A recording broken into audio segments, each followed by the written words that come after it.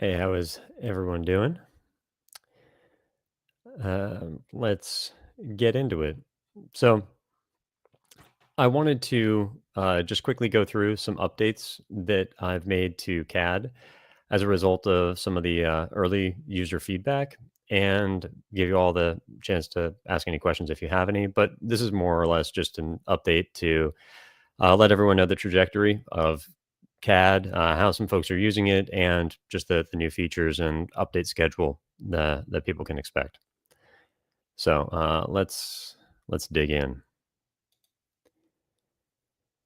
We'll actually pull this into a different screen. All right,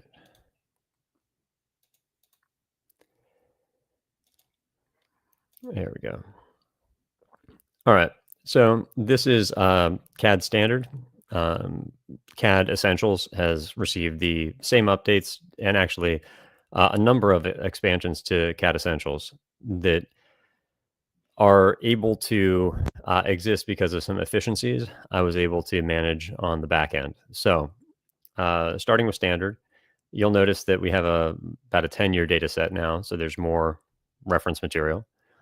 And we've added a Globex session component. There were previously you were able to filter by the Globex high and Globex low, so breakouts of those.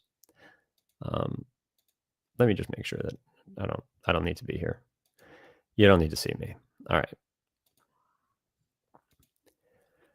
But now you can filter by the Globex range percent. So this is going to be the range, and as with all of the features, you can see the tooltip here. The Globex overnight range as a percent of the 20-day average range. So that's this, and then we have measured move targets of that range. So you can display the probability analysis of those here.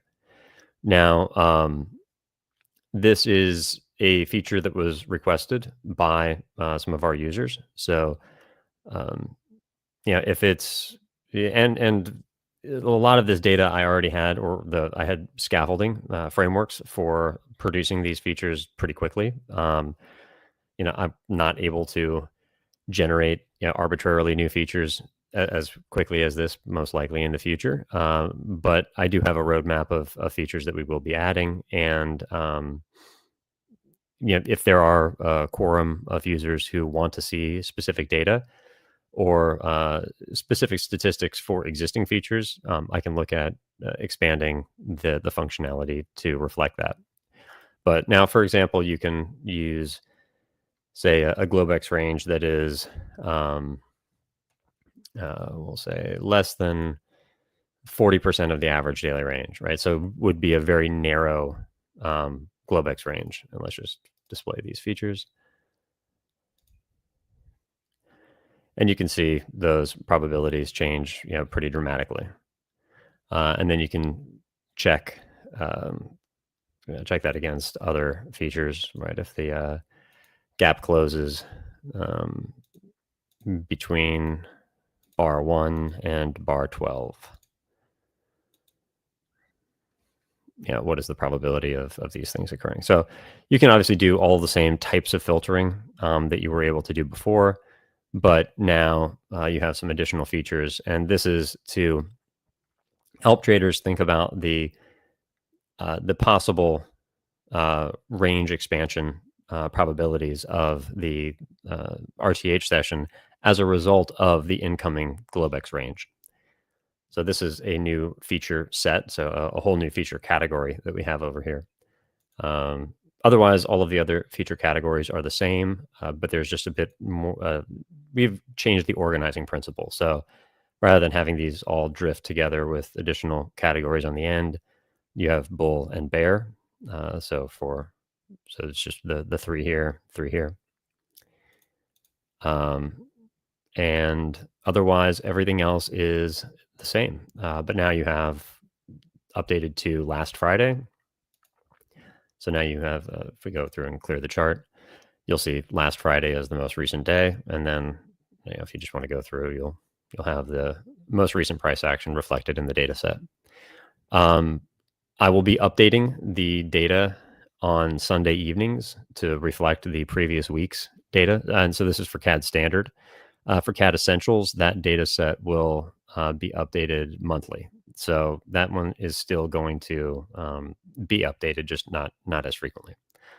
But this is now, so we have a pipeline for doing weekly data updates, and some expanded features. There are some other features that are coming um, to be disclosed later once I've had time to work on getting those out. But for now, I'd love to hear feedback on from folks who are using it or thinking about using it. That feedback is really valuable. So anyone who does have feedback, feel free to email me, comment on the video. I'll come back and check on any of the comments that users leave. Globex session measures exactly. Yeah. So it's the range, the Globex range prior to the RTH session. And we can quickly also jump into the CAD Essentials, which I have expanded the feature set for. So we'll come here. So here you can see this is CAD Essentials. I added most of the features from CAD Standard, except for the ones that are basically bridging the gap between what is CAD Standard and what will be CAD Pro. CAD Pro is going to have, it's not ready yet, but it's going to have a lot more individual, what I refer to as multi-occurrence features, like things that, how many micro gaps occur during the session, and then allow users to define days that that have 3 bull micro gaps and 1 bear micro gap in the opening 12 bar range, right? So very, very nuanced and specific filter conditions for price action events within the day. But again, that's not ready yet. So the features that Essentials now excludes are the features which kind of bridge that gap between standard and what will be pro. Standard has the high of the, and we can look at it here. I've showed this before, but this is the, if we look at regime, so Essentials has the regime features, so the EMA data for the daily time frame, because this is important for understanding the impact of daily regime on intraday price action. But the standard has 2 extra features here, and these are your 5-minute EMA analysis. And so you'll see much more data here that you don't get. And so these are beginning to track multi-occurrence features, but without some of the inputs that we're going to see in the pro version, where you can actually filter by bar. So right here, it's still, how many closes above the EMA occur during the whole session. Whereas in pro, you would be able to say, how many closes above the EMA by bar 12. So things like that. But the Essentials now contains essentially all of those features except for the EMA, the 5-minute EMA, and the range feature. So here you can see those range features.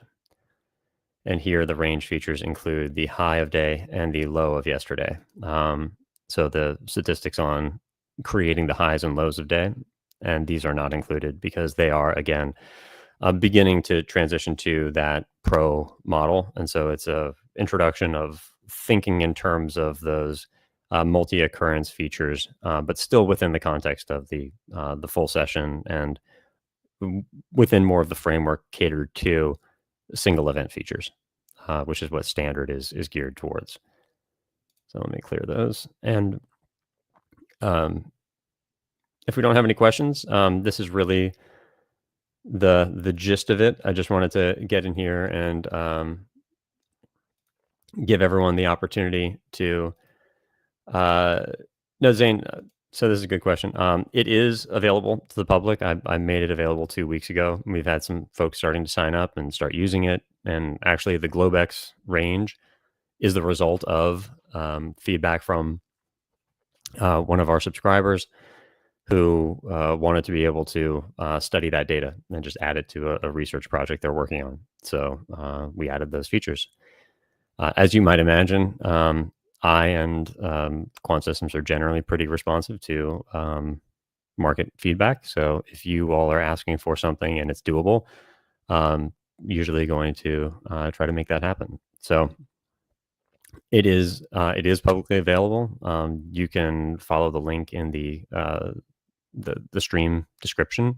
Should be able to use that to go read a bit more about it. It is, yeah, we'll give it to SA2 students. I can stop sharing now. There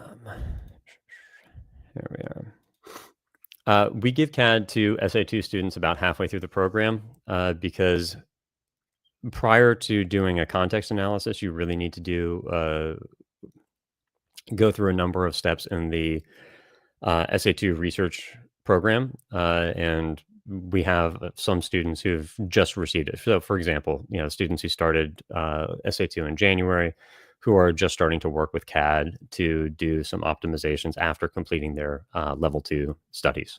So yes, but with the caveat that they don't start working with it because it is uh, a secondary component to their system building.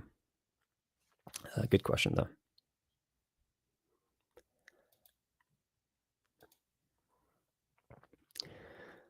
All right. Well, I will leave you all to it. Get back to your trading. I just wanted to give this quick update and say hi. Have a great afternoon, and leave any questions you have. Excuse me. Leave any questions on the video, and I'll make sure to answer them or write. There's a email address in the link on the CAD sign up page. Feel free to write anytime, and we'll get back to you quickly. All right. Have a great afternoon.